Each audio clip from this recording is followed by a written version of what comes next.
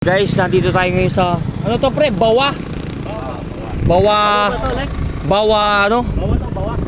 Bawa Cagayan. Ang nakikita yung parang matulis na ano yun? Bato ba yun?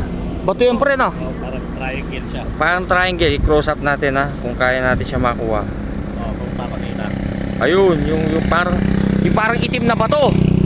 Ayan ang sinasabi dati na kung saan pumapasok yung mga antingero no? Oo, nung mga lolo namin. O mga lolo nila dyan daw pumapasok yung mga antingero.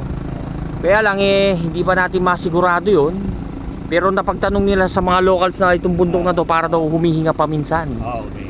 So Pero one time na pumasok pero hindi na nakalabas kailanman. yun lang. Hindi na siya Pero nakala. tuwing mahal na araw lang yun. So every Holy Week bubukas siya daw yan. Tapos nagsasara. Tapos hindi na natin alam kung kailan makakalabas yung pumasok.